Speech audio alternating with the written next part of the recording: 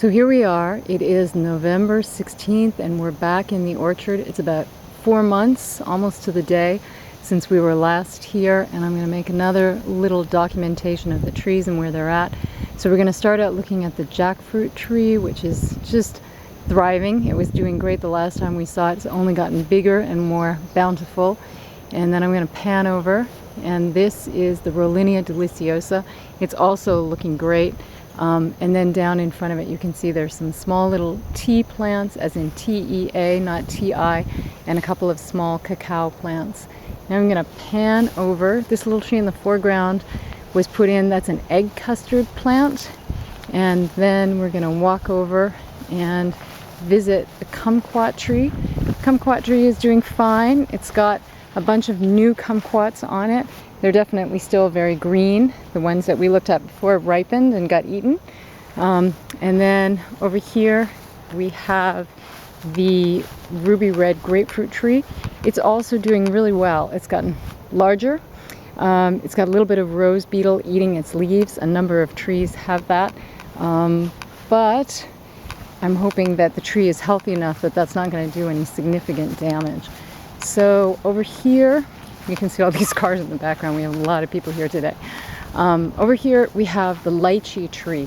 This is the Kaimana lychee tree, and it was really flourishing when we saw it last time. It's had to be pruned back a little bit. It's got some rust on its leaves, but I think the tree itself is solid and healthy and doing okay.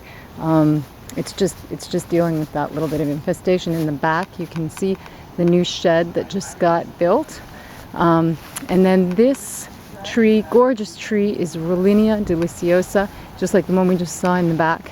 And this Rollinia, it's kind of exciting because if you can see it in there, it's starting to flower, which means that we may have fruit from that tree very soon. So we'll go back over, we'll look at the mango trees. This is a Piri mango in the foreground. I think in the last video I might have thought it was a Hayden mango, but in fact it's a Piri mango. And then this tree is just really taken off, and that is the R2E2 mango. No, that's what it was. The last one I thought that was Piri, I thought was Piri. I thought this was a Hayden, but in fact it's the R2E2, which is not a Star Wars. It's just a variety from Australia, and that was the most imaginative name that the Australians could come up with. And this tree in the back is the Mame Sapote, also looking strong, elegant, lots of good looking leaves on that. So here in the foreground, this is the Raposa mango. It's doing really well. Back behind it we have the longan tree. The longan tree is really fabulous, and it has produced already, even though it's been in the ground only 50 weeks so far, it's already produced a lot of longan, which we have been eating today. So we're going to go back around and finish our tour of the citrus. This is the Eureka lemon coming along. It's still a little small, but it's healthy. This is the Cara Cara orange, same thing, small but healthy. Now we're looking over at the Fortune mandarin tree. That tree was looking good the last time we were here and is still looking really good. Behind it we can see that is the Mineola tangelo tree, looking fine. Here we have the Chandler pomelo, and it's doing okay. It's not exploding, but I think it's healthy and strong, and certainly its stalk looks very solid and grounded. And then back behind it, that's the little Kaffir lime tree. There's another little Kaffir lime tree that we just put in that we might graft onto this one because the rootstock has come out. Okay, let's see. That was the Mineola tangelo. So here we have the Meyer lemon. That's the Meyer lemon, and it's got lemons on it. Behind it is the kumquat, and then this exquisite creature we saw last time I was here, just doing fabulously, and that's a soursop tree. This tree is the Tahitian pomelo. It's doing okay, but the rose beetles are really eating its leaves quite a bit. Behind it, the Tahitian lime, thriving, the healthiest citrus of the bunch. It's really doing great. It's big, it's strong, and in no time I think it'll be really covered in limes. And then here we have the second of the soursop trees. It's really thriving, just like its sister there across the way. And what I just saw, I don't know if I can find it. Oh yeah, here we go.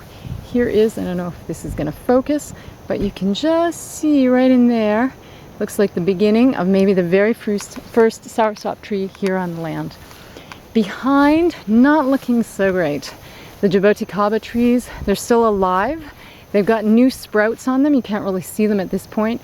I'm not sure what's up with those two. They've gotten lots of fertilizer, lots of water, lots of sun, lots of shade. So what it is about this life that they're experiencing so far, I don't know, but we certainly wish them much love, goodness, and growth. So, okay, we're gonna keep walking around here. This is the starfruit tree. Starfruit tree is doing so well. It's really nice to see, and I'm gonna take you around so that you can look and see that there are lots of starfruit on it. 1, 2, 3, 4, 5, 6, 7. So, yes, that's doing well. The breadfruits, the kind of smaller one, but very healthy. It just is slow growing. And then here we just put in a whole lot of different figs, different varieties of figs. So now there are about 10 fig trees here. And the 2 figs that were originally here were just pruned way back. But I think that they're still fine and healthy, but they needed to be pruned way back. This breadfruit tree has taken off. It's doing very well. And we actually have 2 breadfruit trees that are doing really well. There's the other one across the way. And this breadfruit tree is also doing well. It's just still young, still a teenager. Well, I guess they're all teenagers. That's maybe a young child. Okay, so now happily, I was very relieved to see that at least one of the lychee trees is still really doing well. And in fact, more than just doing well, it's looking strong, it's looking a lot bigger, it's on its way to really looking like a little tree. So that is the emperor lychee tree, and behind it there is the macadamia nut tree, and this lovely tree is the gurumichama tree. I think it's doing great. It looks healthy, it looks well, it doesn't look like anything that's not supposed to be eating it is eating it, so we're happy about it. Again, that's the breadfruit tree. Here's the other macadamia nut tree. You can see the difference between the 2 of them. One is kind of lower and in a cluster, and then this one is just one straight stalk going straight up. So we'll see when it begins to branch off. This is another mango tree. It's doing great. This is the Mapulehu mango from Molokai we talked about last time. Doing really well. And over here is the pomegranate tree, and it actually, miracle of miracles, has pomegranates on it. I was surprised when I bought it. It was kind of a long shot. I didn't know if it would fruit, but not only has it fruited, it's fruited within the first year of its life. And so there's a fruit down there, there's a fruit over there, there's flower in there, and we actually picked a pomegranate off the tree. Haven't eaten it yet, but it exists. Here is the allspice tree. Allspice tree got whacked a little bit by the weed whacker, so its bark needs a little bit of help.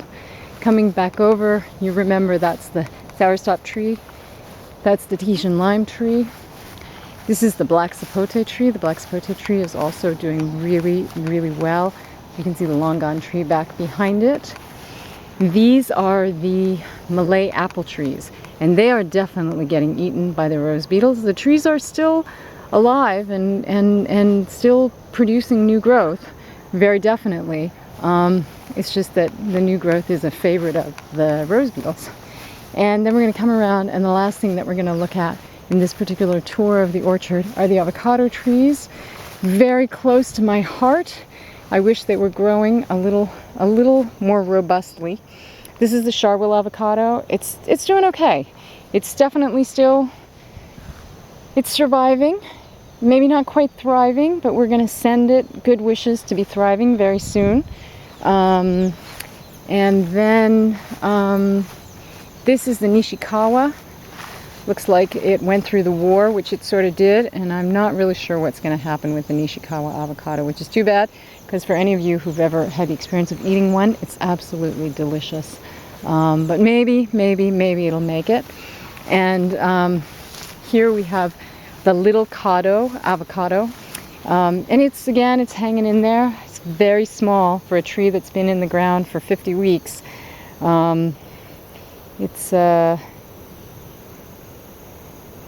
It's looking like it could use a little more vigor, and we wish it that. And here's the best looking avocado of the lot, and this is the case avocado. And the case avocado is still also small for a tree that's been in the ground for 50 weeks, but at least it looks pretty solidly established, and that when it starts to go, I think it will go, and it'll grow very fast. And then I guess we have one more tree that we haven't talked about yet, and that's the cocktail mango tree. And this is the mango tree that has 3 different varieties grafted onto it. And I know one is the Manzanillo, one is the Ket, and the third one is, let's see, of course it's the Edward, as in King Edward. Okay, so there you have it. This is the status update on November 16th of 2013, and as always, we send these trees much love and much aloha and many, many wishes for their continued good health and prosperity.